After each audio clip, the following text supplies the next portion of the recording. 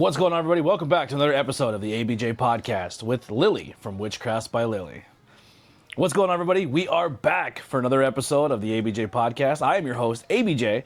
Thank you guys so much for tuning in. We still we're grinding through this year of 2025. Tons and tons of great guests, but this is our first episode of 2025 where it's on location, and you're like, boy, this looks familiar. It doesn't look like it's on location, but it is. It's in the ABJ compound, I guess we'll call it. Yeah, I don't know exactly what to call it, but yeah. So I'm here with my guests. We're recording in per person, so obviously you know that Lily lives with me, so that's kind of the cat's out of the bag on that one. I guess if that's a secret, I don't know. It wasn't supposed to be. If you thought it was, I don't know. But before we get started into today's interview, I want to do a huge thank you to our sponsors, Ruta Entertainment. If you're like me and you're a fat piece of crap who cannot wrestle because your body's broken down, you can become a champion yourself. Just hit up Ruta Entertainment for your custom championship belt needs. You can get one just like mine, the TWF Intercontinental YouTube Championship, because I am the work rate champion when it comes to this content space. If you can dream it, Ruta can make it. So make sure you guys hit him up. He can pretty much do anything that you can fathom, whether it's television championships, custom championships, and everything in between for your company, for your personal, or for your fantasy football team, wedding gifts, anything. These are amazing items. You can get that zinc, which is super heavy. Very, very hard. Or you can get those brass titles, which are a lot better for kids and toys, and a lot more cost effective. So hit up Ruta Entertainment for all your championship needs. Also, the High Tension Wrestling Network, where this episode also will air and be a part of, so make sure you guys check them out. Always great content. You might hear me on some commentary or helping producing some of those shows with ring announcing or whatever it may be. So go support High Tension Wrestling and follow their page. They are close to their monetization goals, so go over and throw a playlist on and watch it for a couple hours and check out their content. But without further ado, more can shaking. Links below to follow myself and my guest. You can follow us on all social media. We do have merch pages that you can support. Right now would be very, very helpful. Throw some cash our way when it comes to merch or buying things, whether it's t-shirts or your custom-made WitchCrafts by Lily merchandise. So, without further ado, let me introduce my guest today, Lily from WitchCrafts by Lily. How you doing? Long awaited, but I'm good. I'm good. Yeah. Okay. So you've been begging for this for like 2 years, but it's forever. It's been a long time. Maybe not 2 years. For this, anyway. Yeah. So you are here to talk about some of your crafts and things you do, and I don't know, anything in between that you want to bring up and talk about. So introduce yourself and tell people what you do. So I'm Lily. I'm a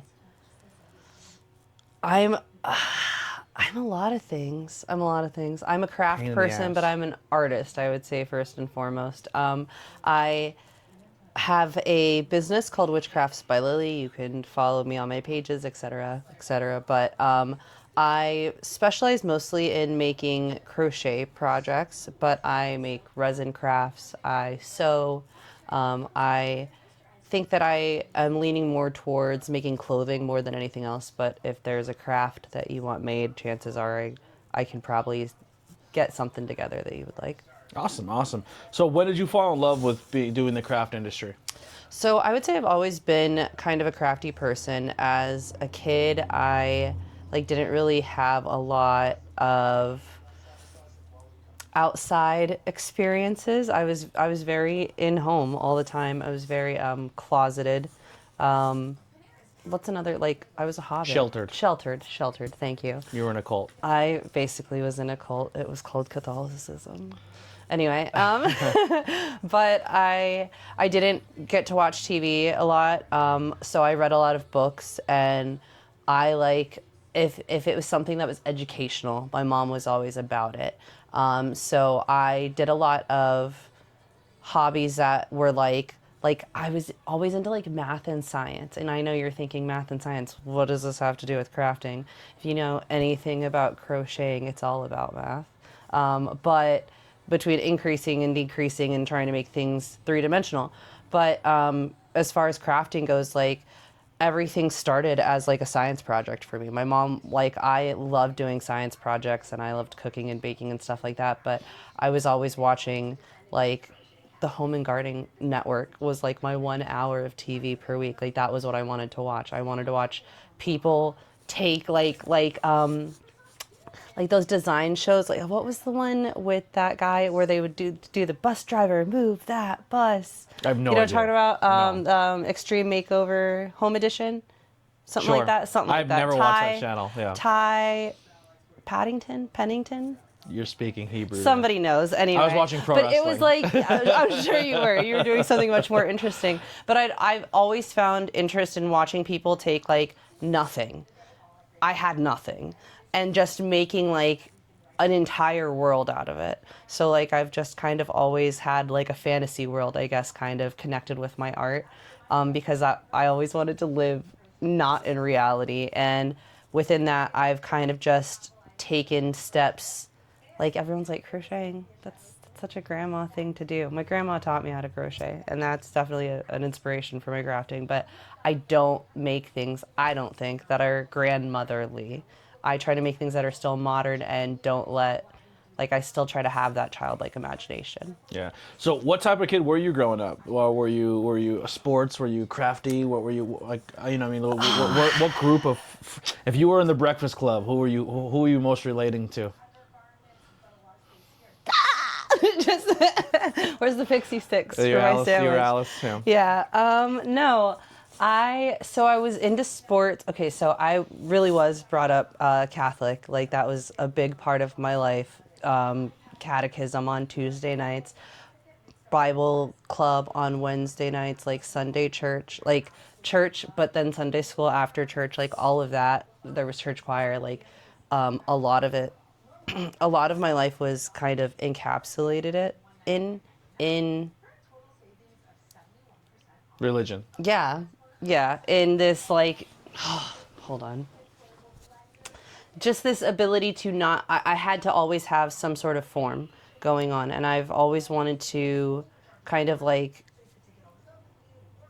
step away from that, but my mom always just kind of wanted form for me and was very controlling. So when I said that I didn't want to do religion, like the next thing wasn't choir that was with kids my age, because that would be things that had unhealthy like things to learn. Like it sounds ridiculous. It basically You was can't a cult, control but somebody if you let them be themselves. yeah, like you can't.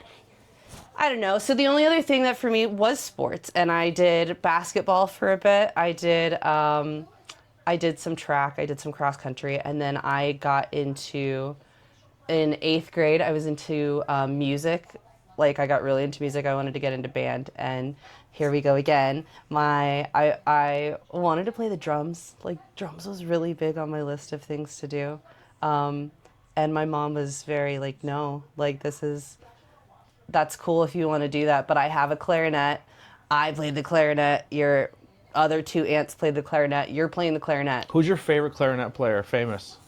Exactly. Nobody knows any of them. They don't exist. Kenny G's technically a saxophone player, but he also plays the bass Yeah, clarinet. he changed to an instrument that people wanted to listen to. You know. Nobody's like, boy, let me put on a good clarinet CD. Squidward. Yeah, and he's the worst. No one likes him. Squilliam. Yeah. So. But yeah, so I mean, as far as a kid, I was very much someone who was like told what to do, and I think once I hit like 18, like literally day after my 18th birthday, moved out of my mom's house.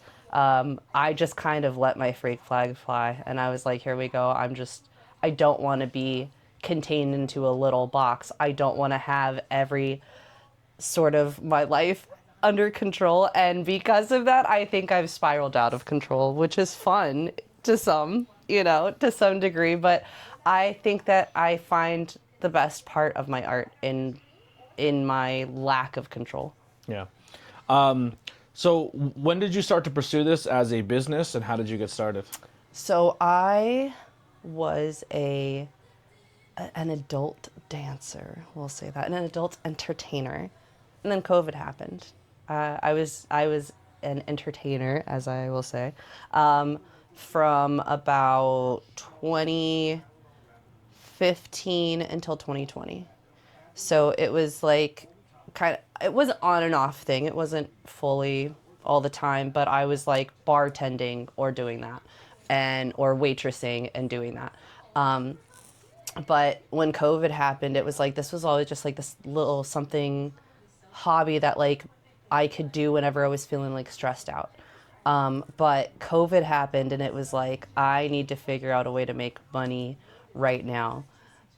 The gentlemen's clubs are closed. The bars are closed. The restaurants are closed. Like, you need to find money and you need to find it now and you need to figure out what to do. And honestly, I was at this point in time, I had just gotten out of the mental hospital. I had done a stay there for not being in the best mental state of mind. And I was staying with a friend of mine because, like, I didn't want to go back to the environment that I had been in prior to being in the hospital. So I was staying with a friend, and then COVID hits, and she's like, I have an RV outside, or you could hang out in the house, whatever. But so I started with the RV, and I started like fixing it up as like something for me to do to keep my mind occupied. But then she found a sewing machine in her attic, and she was like, she was a nurse. Shout out to Kippy, you're like my savior. But she had an entire like a loft full of scrubs that she had collected from like the past 20 years. So we just spent like a week going through all of this fabric and deciding which ones I liked and doing things like that, and like cutting up and making a design for a face mask. And I was selling face masks to people because nobody wanted to go outside without a face mask. So that was initially where I was like my friend was like, you are really good at this. You're pumping out like 20 masks a day. You're selling them for $5 a piece. Like, you're doing good. And then it was like, yeah. And then a month later, everyone was like, oh, you don't need face masks to go outside. So it was like, okay, I got to figure something else out, but I want to keep doing this. Like, it's not just something that I like to do. I'm actually good at it. So that was kind of really the beginning of it. Yeah. Where to go from there? Everywhere. Like I said, I do struggle with my mental health. So I eventually moved. I was living in Texas at the time. I moved back up to Pennsylvania in August of 2020. And I was staying with my best friend, Sarah, and I actually taught her to crochet a few years prior to all of this. But like staying with her, I ended up working at a assisted living home as a personal care assistant. And like I found myself like just oogling and ogling over all these old ladies' blankets. Like, oh man, I really miss doing that. Like, that was something that my grandma did with me. And like I would talk with these people. I was working in the dementia unit with people who didn't necessarily have family that came and saw them all the time, or didn't remember who their family was. And like, but they would have like, I specifically remember this one woman, we'll just call her Ginger, but she had a blanket that every time she would grab it, she would be like, my mother made me this blanket when I was in the 6th grade, and it's pink because I used to dance and I was in ballet, and then she, you know, like that, it was just something that always brought like a memory back to her, and it was where I started like, you know what, I want to start. Did her mom actually make it, or did she make it? I have no idea. To this day, I have no idea. Not funny that she can't remember. I'm just saying. I have no idea. And honestly, that was a sad case too, because she had early onset dementia. But it was something that brought But it was something that like it memory. meant something to her, and it was a positive memory. And it was like, oh, like even if, let's say that blanket was bought from the TJ Maxx, but it reminded her of that blanket that her mom made her. There was something there that was like, that was tangible that she could still hold on to. And so I think that like really at that point in time, I was kind of, at that point in time, I had been more into making stuff with, I had bought a Cricut.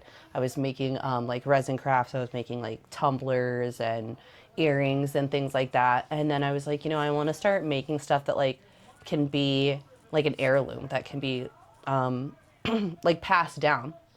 And so I started like crocheting again, and just letting crochet being my comfort thing, my comfort everything.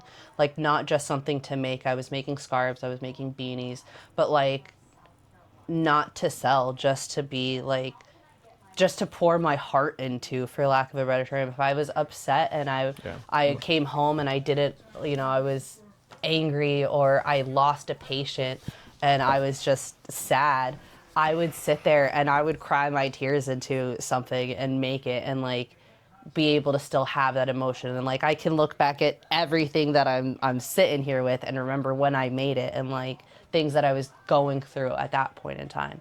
So it's kind of always just stuck with me. So I mean, to say where has it gone? It's gone a lot of places. So like I said, I did start with like my grandmother taught me, I don't know if I said this, my grandmother taught me how to crochet when I was 13. So I've now been crocheting for 20 years this past Christmas. I didn't know like the ins and outs. I knew a simple chain stitch and a single crochet just forward and backward. I knew how to make a scarf. I could make a square or a rectangle.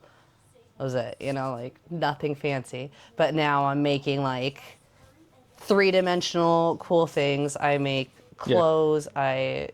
So we started gone dating, and everywhere. then you came into this household, and boy, you walked into the treasure trove of crochet family. Because everybody in my family, for the most part, honestly. crochets. I don't crochet, but now my brother's crocheting. and your His wife is sister-in-law. crocheting. My mother crochets. My grandmother is the queen of crochet. Like you are in. I've actually inherited projects that began from someone else in your family who's passed away that I'm going to be finishing as a crochet project, which is kind of cool. Yeah. So like you came in and just walked into like rooms full of yarn that have been here since for 30, 40 years. There were rooms full of yarn. Now it's all made around into me. things, yeah. So what were the beginning stages of finding yourself in making your crafts? So I think for a long time, to be honest, I'll say that I've only recently found myself in making my crafts. I feel like I've always, even up until like yesterday, I always find myself making things for other people. And I'm not upset about it. Like I get happy when people ask me to make something for them. But making something for me and making something to my standards is so difficult for me because I have a high standard for myself. I have this ability of, I have a disability.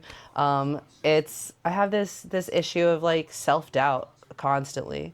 So I never feel like anything that I make is She good takes enough. apart projects more than she finishes them. So much. Or I'll get, 90% finished with it and go, I didn't like the last 60% of it. Let me start that over. Let me take it all apart or put it away for 3 months. But to say that, like, where am I finding myself in my crafts or how have I found myself in my crafts? I think that the more and more I look at things, like I started out, for instance, hi Ziggy. I started out, for instance, knowing that we were going to WrestleMania last year. And I wanted to actually WrestleMania. We were going to going Philly, to Philadelphia, where WrestleMania was going to be, and we were Correct. partaking in WrestleMania activities. But unfortunately, we did not have the funds to go to WrestleMania. Saying going to corrected. WrestleMania, I stand it's- corrected. As a wrestling fan, we did not go to WrestleMania. God, I wish, but no. Anyway, Yeah. I knew that I wanted to wear outfits that I made. I wanted them to have the Philadelphia inspiration in them, but I didn't want them to scream like I love Philly. So I made like this granny squared sweater, which is still like the Philly Eagles colors, but it's something that is not like, hey, I'm an Eagles fan all the time. Like you could see someone just wearing it over like a black dress or something and being more casual about it. But finding my way through things is like a manic episode for me. Like I think having a bunch of different thoughts all the time is hard for me to track. But when I get caught up on something, everything will take suit of that. For instance, we've got Beetlejuice. Everything. I had a Beetlejuice phase of like, my apartment was Beetlejuice. My furniture was Beetlejuice. My everything. I hope the purrs don't get picked up in the microphone.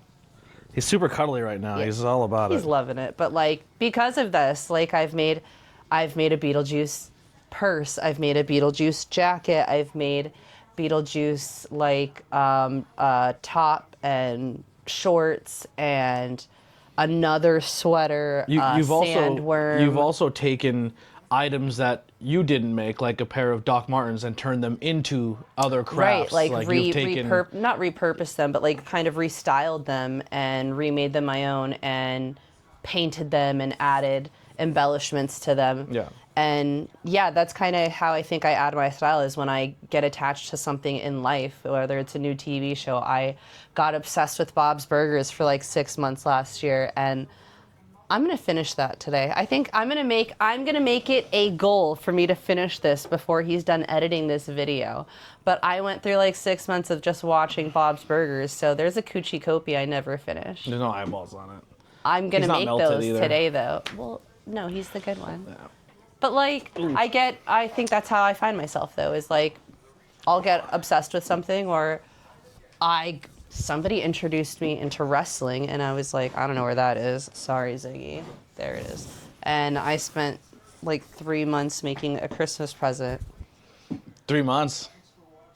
It took like 3 months. Oh, I started like 2 weeks before Christmas and ended like in February. So we talked about this a few times. So MJF is a wrestler who uses Burberry stuff, and he wears Burberry scarves, and she made me a custom Burberry scarf MJF mock-up, but then has I lined it with flannel, and then lined nice it up. and cozy. Stop biting me! You're stuck in my arm. You still haven't put your thing on it, your stamp, your Witchcrafts by Lily. I did. Huh? I did. Where? Look at the bottom. Right? No, inside. Oh, yeah, that. But usually you do like a bigger one. I do. I didn't want to do it like. Anyway. You've also made vests for me when it comes to when I joined the Wild LLC. You made me a vest of a bunch of different pairs of jeans you cut up. You've made me a vest for Pride. You were my very first. Here it is. My very first entrance gear. Yeah, person to have entrance gear. My big entrance coat, royal coat, I guess we could say. Look at that. Look at King that of the 570. The Beetlejuice jacket she's wearing, I wore to ring already. The Nightmare on Elm Street jacket, I've worn to the ring already. We've got the Taylor Swift jacket dress Taylor Swift back dress. here. Yeah. But then I also like make things like pillows and blankets. Gengar was the first plushie. Oh. And the Muse where did right I there. Put it? So many things. Mew made from Juicy Couture. But look at that. Yeah, he got them hammy thighs. You made a plankton with a huge butt. A big booty plankton I did for my friend Abigail. I make and that's the thing, is that I think that everyone's like, oh, she probably has this style. And I'm not saying that there is absolutely anything wrong with having one specific style. I just don't think that I can be, like I said, I don't think I can be boxed in. So like you'll see Etsy shops where everything is just one aesthetic, so to speak. And I can't say that I'm just that. I can't say that I'm just shirts, or I'm just plushies, or I'm just,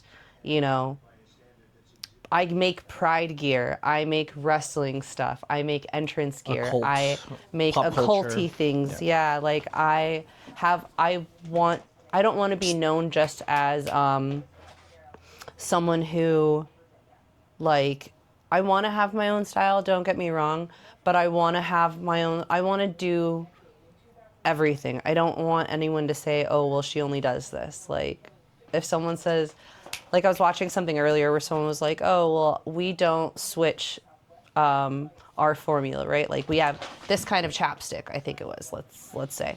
And I know. Hey. It's always something. And we have coconut oil, and somebody comes and asks us to change our formula. And we're not going to do that, because then we'd have to change our formula for everybody else who's allergic to coconut oil.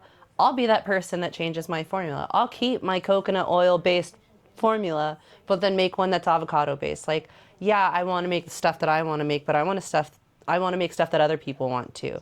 Like, for instance, a first wrestler to wear my entrance gear is not something that I would wear. Like, you saw, Dio Bando came up to me and was like, I see this jacket that you're wearing. It was a purple and black Judgment Day inspired sweater I had made. Which you gifted to somebody? Yeah. But I was wearing that, and he walked up and he was like, yo, I need this. I need something like this that matches my gear. Let's talk about it. And within a month, I had a hot pink, ombre to baby pink, crop top, hooded sweatshirt with little hearts crocheted all over it, and like Little not Easter eggs, something Sam. that is very me at all, but it is something that you could say, oh hey, that's definitely Lily's design. Like that's something Lily made. You know Yeah. what I mean? What are some setbacks and adversities you've overcome? Ooh, I think a lot of my setbacks have been self-inflicted. I think that I take things. I don't want to make this a podcast necessarily about mental disorder or about my mental disorder, but I do want to advocate for it a little bit. I think that with being diagnosed borderline personality disorder, rejection is really, really hard for me. Like, I take something that can be so minimal that anybody else could just blow off, and I'm like, that's the end of the world for me. So, for instance, I could take all of my stuff to go sell at a show, you know, whatever, and not sell anything, or someone say, your prices are too high, and I'm like, okay, well, I'm done. And that's kind of been my biggest setback is I let the negative get to me. Like I let it just shut me down instead of keeping this positive mindset. Like I feel like I'm constantly on this like I want to do better, I want to do better, I want to do better. Like I literally have a mantra, so to speak, like written on the mirror that just wake up today, do better than you were yesterday, do better than you did yesterday, and everything else will fall into place. And I fully believe that, but then I'll let one little thing just derail me, and it just kind of, I'm off track, and I'll get off track, and I have to like find my way back, and I think that's my hardest thing. Yeah. What are some key moments or accomplishments you have done so far, or moments that really stand out to you when it comes to your crafts? So big things for me are like when people ask me to make them something, like, and it might be like Dio, the first time he made his entrance wearing my outfit, he was still heel. He was still a heel character, but I was screaming my lungs out. I was so hyped in that moment. So that was like a huge I accomplishment wore for me. something first, but I'm I getting didn't there. get there. I'm getting there. I didn't get a scream. I'm joking. Go ahead. Why didn't he get a scream? Because Ask him. you were working. Because I was holding the camera. You want me to blind? Do you want me to deafen the people? Yeah. No, but that was a huge accomplishment for me too, is you asking me like a week before your debut, but I was like, that wasn't even, he didn't even ask, I'll be honest. That was like full on, I'm taking on this project. You're getting your own entrance. You gotta look cool. Commentary doesn't get a lot of entrances, so the fact that I So- had one was kind of cool. I was like, all right, we got to make something huge. We got to make something big.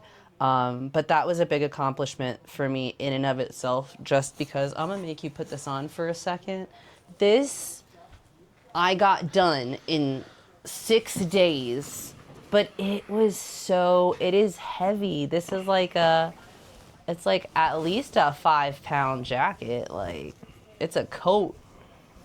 It's a king's coat. I'd have You to know move what I mean? cameras and tripods, but It's a king's mantle. It's got the 570 on the one side and the crown, and on the other side it's got ABJ. Look at that. It's black one sleeve, gold the other, flipped on this, and on the back it's like a Mixture, like a mixture, heather. yeah. Like a heather. there is other aspects to this that we may add in the future, like this may get changed. To a full hood. Maybe a hood, maybe there's gonna be I something still on the back. like the big collar though. I like the collar too, but it's awesome. It's a great jacket because some wrestling shows are very cold. There's not temperature regulation in a lot of wrestling shows, so there's a lot of times where this jacket has been, during the show when Lily's cold, like I get off commentary and then she's wearing it around the venue because it's like a blanket. On the way home anemia from in me is shows, just she's not always about super it. cold, so this has become like, it stays in the trunk and it's almost like a jacket blanket because it is very, very thick. Not a good summertime jacket. It's something I would wear out and then immediately like put on the back of the chair. Yeah. But it's awesome. I love it so much. Black and gold is definitely my color.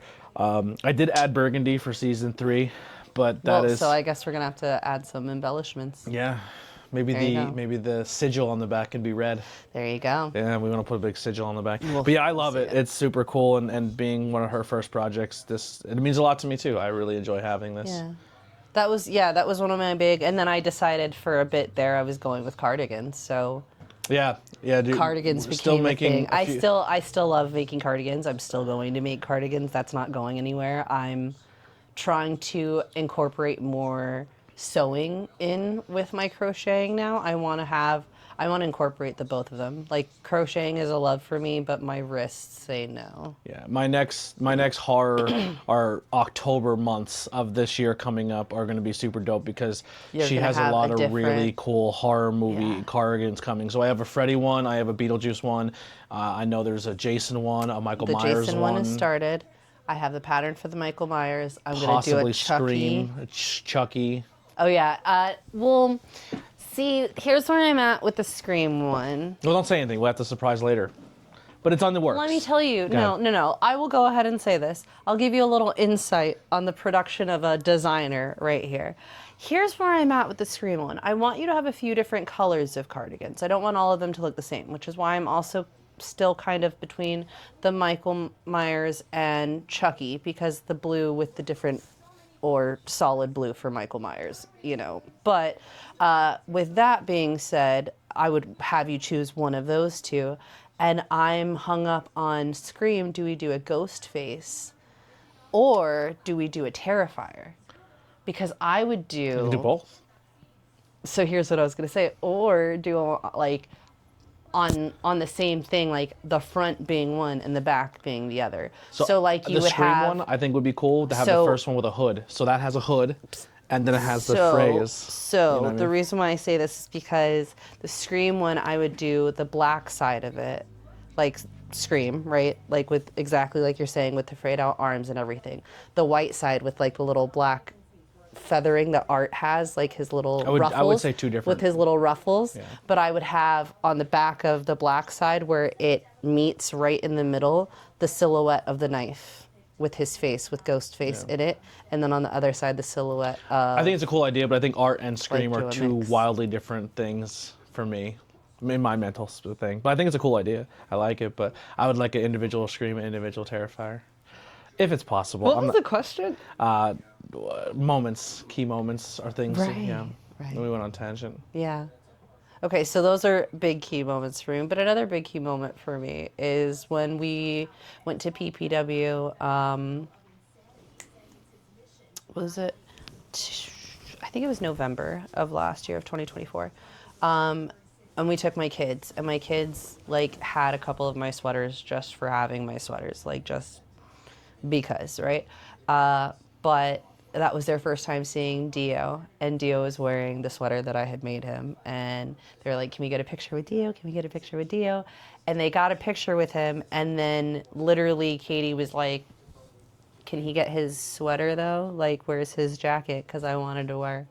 So I got a picture. Like, that to me was like an accomplishment, like, because like it wasn't just, I don't know, it was my kids kind of acknowledging it. Yeah. And like my kids being proud of things that I've made and been like, how come you're not supporting my mom? Kind of, I don't know, like, but that was really big for me too. And then now, like, I think I wouldn't necessarily say an accomplishment, but something that I've had, I think I said it, I was alluding to it before, people asking me to make stuff for them. So I've made stuff for some people that haven't been worn, and I'm not, I don't mean that with any ill intent. Like, I understand that everything I make is not wearable in ring or out of ring, or with the outfits, or with where character changes go and things like that. But it's always an accomplishment to me to have somebody ask me to do something for them. So I feel like it's an accomplishment for me that I now have not yet accomplished, but I'm being asked to make more ring gear that's being pushed more with my sewing. Yeah. Yeah. Don't you have a ring gear that you're supposed to make somebody that is on TV too, that you're supposed to be working on? That's on TV. Yeah. You had a conversation at Phantom 6 with somebody about making something. Fall through? Yeah, Oh, we'll get there. okay. Maybe one day. there. Maybe one day your crafts will be on TV. That's the goal. Yeah. That's the goal. Sometime maybe it shows up on WrestleMania one day. Full It's circle. gonna show up. No, it's not gonna be. It's not gonna be a WrestleMania moment. Might be. You never know. It's gonna be an all-in moment. An all in. Yeah. There you go. What are your influences and role models? Okay, so the world of design is so vast and just crazy everywhere, but like Lady Gaga, first and foremost, like art is art, but I think that she's not afraid to be herself. She is humble, but she is crazy and zany, but like not in a pick-me kind of way. This is who I am, take it or leave it. And I've always loved that about her. But as far as like actual designers go, Gunnar Death Rage is someone I've been following for years on like TikTok, who's just someone who I've just been watching pin fabric and drape fabric. And I know nothing about draping fabric or pinning fabric, but like I'm just watching them like for hours at a time, just getting a little medicated and turning on some of their videos and like just listening to their calming voice and watching them make a project, whether it be a bodice for a dress or a corset or like an entire suit from like head to toe, and just being mesmerized with it. But like watching someone having not just like a patience for it, but a passion for it as well. I think that that's something that they really embody that kind of got me into it. Who's the drag performer that we watch a lot? Silver Fox or whatever? Oh my gosh, I love that. That's what it is. It's called Silver Fox, right? Oh, fucking awesome. Amazing. The best. I would want a Silver Fox leather jacket. I never owned a leather jacket. So they have but so many different. That Beetlejuice jacket was so good. For the record, the person that Tony's talking about. Follow them on social media. They're really, really good. Yeah, I think it's at Silver. See, you've got me really messed up. Is it Silver Fox or is it Silver Rocks? Rocks. I think it might be It's Silver Rocks. ROXX. Yeah. But it's like underscore. They're unbelievable. But at any rate, And their drag is super good. if you go to their website, all of their designs you can get their patterns for. Like whatever they make and they design, they have like where they put the LED screens like in their leather jackets and stuff, and you can go to their website, get the pattern for the jacket, and then download the software that you need to put into your LED screens. wild. Like they share. There's nothing gatekeeping about them, and I love that. Yeah. They did a really cool Bob's Burgers drag where they did Bob and Linda. Oh my God, I love that one. They did him. The Grinch. Oh my God. Him from the Powerpuff Girls. The That old him's right back Greg. here. I have him tattooed on me, so that was really cool. They're really, really good. The I'm old like a Greg really one big fan of killed them. me. Huh? I love that. Old Greg. Yeah. They're super talented. Any other role models or influences? So honestly, that you said that, another person that that really I think speaks to my heart, Katya Zamolodchikova. Don't whisper. You have microphones on you. I didn't think I was for it, but Katya, Trixie and Katya. Katya Zamolodchikova. You know her? I've heard of her. You've heard of her, no. Honestly, I think that they are someone, again, that's just not afraid to be themselves. And I think that's something that I struggle with a lot. But I'm not afraid to put their struggles out there either. But exactly, that's something I struggle with, is not just being afraid to be me, but being me unapologetically. I think that's something that I struggle with a lot, is I apologize for everything under the sun. I apologize for the sun. You know what I mean? Like but that's another huge influence for me to like, just kind of like, don't let everybody else, like, don't worry about what everybody else is doing or what everybody else is thinking. Just kind of just keep going. Like, because Katya just keeps going. Yeah. Through addiction, through everything. I love them so much. Them and Trixie, they're super cool. Where are we at here? Goals you have set for yourself personally or with your crafts? So a personal goal that I have set for this year is to get at least 3. I've got 2 in the works. But I want to get 3 pieces of entrance gear done this year. I want to get them shown across different promotions though.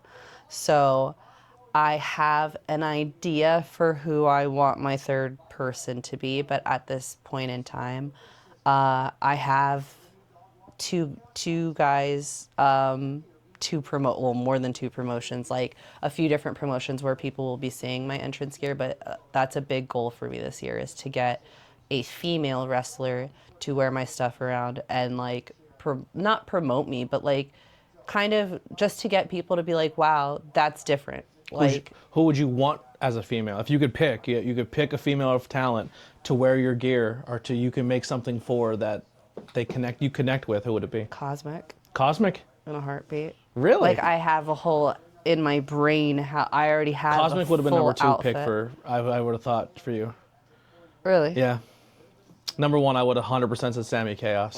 See, Sammy's so high on my list, but like, I think for Sammy's aesthetic, like crochet is soft and comfortable and cozy, and Sammy is I will break your freaking face in. Like, I'm not putting her in crochet. She will rip that in half and then choke me with the yarn. Oh, you're saying like in-ring gear? Yeah, not necessarily in-ring gear, any kind of gear, but like you're not gonna watch Sammy Chaos come out in a cardigan. Yeah. That's not Sammy Chaos's style. Do you know what I mean? Like, it's not so much that I don't think I could make something that she could wear, but her character in and of itself is not someone who is soft, cozy, and comfortable, whereas Cosmic is, I'm pretty, I'm cute, I'm your favorite, I can be that soft, feminine, and then I'll beat your face in. Yeah. You know what I always thought Sammy would look dope in? And if somebody can make it like with resin or whatever it may be, it would be super dope. A mask that's only halfway covering her face? No, like almost like an Immortal Joe mask from Mad Max. Yeah. Because I think Sammy says a lot with her eyes. Yeah. And I think when she comes out and it's almost like that big Van Vader. Well, now I have to get this done. It looks like, it reminds me of Big Van Vader, where Vader came out with the big headpiece. But I think Sammy puts a lot of work into her eyes and her makeup and the way she sells her eyes. And then she comes out with that like gas mask looking thing, like Riot Chaos is what I think. Yeah. And then she just takes that off, and then you're dead. Oh my gosh. And then have her just, listen, I'm doesn't probably wrestle in it, but just comes far. out with it. No, I'm probably going too far. But you know how she does like the cracked makeup look? So having her take it off and then having like a black blood packet and then just like bleeding out the toxic chaos, like that would be amazing. I think she had like her big Van Vader mask, or like Wasteland mask. I don't know, just it'll be dope. I have to make this I have to make a steampunk era Mad Max Sammy Chaos. Yeah, I think that's what I would envision. What are some hobbies or interests you have outside of your industry? Okay, so I would say my industry is pretty much craft making, designing clothes, more on that side of things. Yeah, it is a little toasty. A little more on the side of clothing design and really like home design. But outside of doing that, I'm looking for inspiration for my next piece. Like, I know that sounds so boring, but like if crocheting takes a lot of time, okay? So I'm currently working on a blanket for my daughter. I am 3 seasons into the 100, and I'm maybe like 8 inches into the blanket, which is not a lot of length, but it takes a long time. So I'm watching the 100, and I'm sitting here kind of like we were just talking about Sammy Chaos and like a Mad Max style thing. I'm watching the 100, and I'm looking at these like Kate, like it's a hoodie, right? But it's a hoodie that just survived nuclear Earth for 100 years. So it's ripped apart. But how can I make that in crochet? So like, it sounds silly, but like my hobbies are like looking for what's my next thing. Mm-hmm. Even like watching wrestling, I'm sitting there looking at like, oh, I like how Tiffany Stratton wore this. And what if I did this with denim, or if I did this with this kind of fabric to where it could still like just kind of, I'm just always imagining things, keeping my head in the clouds. Yeah, watching a lot of anime and do that too. Yeah, medicating. Yeah, medication. Keeping my head in the clouds. So what are some encouragements you would have for a beginner? Okay, so this is what I said to I don't know that I necessarily said it to your cousin, but I have said it to my daughter. My daughter started learning how to crochet a few years ago. Both of my daughters got crochet kits for Christmas and then brought them here. And I was like, I'll help you with them. My daughter, who knows how to crochet, is like, does it, needs patience, but like still wants to learn how to do it. My other daughter is like, it's fun, but like whatever. If you don't want to do it, don't do it. If you have no interest in doing it, don't do it. Elena's into, I think Elena would be a good crocheter, but Katie likes texture. So like when Katie's playing with something or crafting something, it has to be goopy, it has to be slimy, it has to be disgusting. Not disgusting, but like there has to be like she likes pottery. I think the wetness of the pottery and kind of getting dirty is more Katie's thing, where Elena's like, she could do that as well, but Elena can, so I see Elena being the sewer, crocheter, and Katie's more just like, give me paint, I want to like make a mess. Like my art is my mess almost, if that makes sense. Yeah. So what I was telling Elena was like, I know that it's going to take time.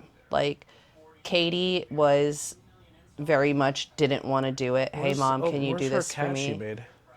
They're in the other room. Oh. There's so much crochet projects everywhere here. Beginners, sorry. Thank you. So I had told Katie, like, if you don't want to do it in the first place, don't do it. I'll just do it for you. Like, it's not a big deal. It's not going to hurt my feelings. I'll do it for you. And Elena was still like, I want to do it. I want you to help me with it, but I want to do it. And there was like, at the end of night one, she was like, all right, I'm calling it quits, you know? And I'm like, okay. So next morning I'm asking her, you want to do it? And she's like, you know, and I'm like, do you want me to do it for you? I can finish it for you, but it's going to look different. And I think that that's like the biggest thing is like, just if you sit there and I feel like this is so like all around question, but I've had so many people that I've tried to teach crochet where they've been like, okay, well, I'll do the foundation chain, or can you just do the first row, because the first row is the hardest, and then I'll do everything after that. Absolutely, I'll do it for you, but it's gonna look messed up. Well, why? You've been crocheting for 20 years. Oh yeah, no, my row is gonna look great, but the fact that it's not a part of what you're learning, or it's not a part of what you're doing. It's not your tension. It's not how you hold the hook. It's not going to look the same. Because you hold the hook different than with Graham, different than my mom. Your mom looks at me like I'm nuts. She tells me that I crochet like I knit, like someone should knit.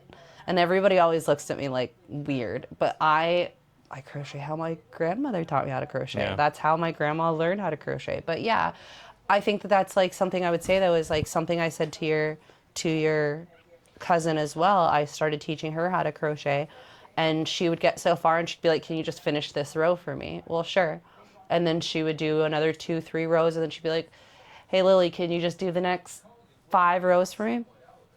Sure. And then by the time we got 10 rows along, well, how come this side's skinnier over here and this side's tighter over here? Because you crochet really loose and I crochet really tight. And it's okay to ask for help, but like you got to realize that crochet is something that takes a lot of time, a lot of patience, and math. Even if math isn't your friend, get a pencil and paper and tally up and get a stitch counter, and don't let people talk to you. Period. Here's me crocheting, and Anthony comes in, and he starts talking. Go ahead, start. Go ahead. I don't want to. 17, 18, 19, and I will continue and he's like, oh, she's crocheting. 35, 64, and you 23. mess up a count, you got to start over. And I think that's kind of something that you personally just posted about the other day.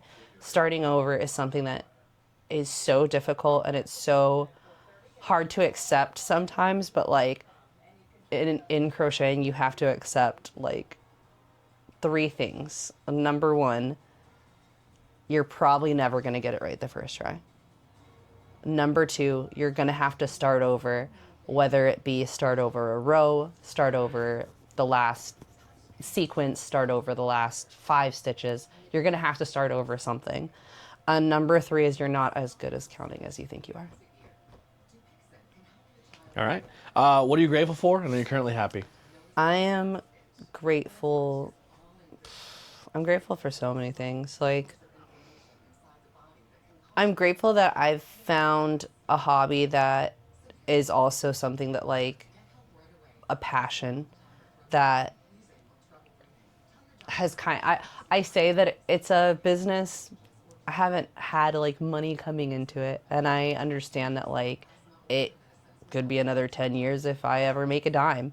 I'm okay with that, but I think that like I'm really grateful that I've had the opportunity to have some of my stuff seen and appreciated, or have people like actually ask for things, or compliment things that I've made for other people, or I'm so grateful. Like, it sounds ridiculous, but like, you came out wearing this the weekend that Beetlejuice 2 came out. I had gotten this finished, and you wore it to the convention, and like 17 people stopped to be like, yo, that sweater's awesome. That's a great, cardigan. Like, that's an awesome jacket. Like, I was lighting up because of how much like my art was seen.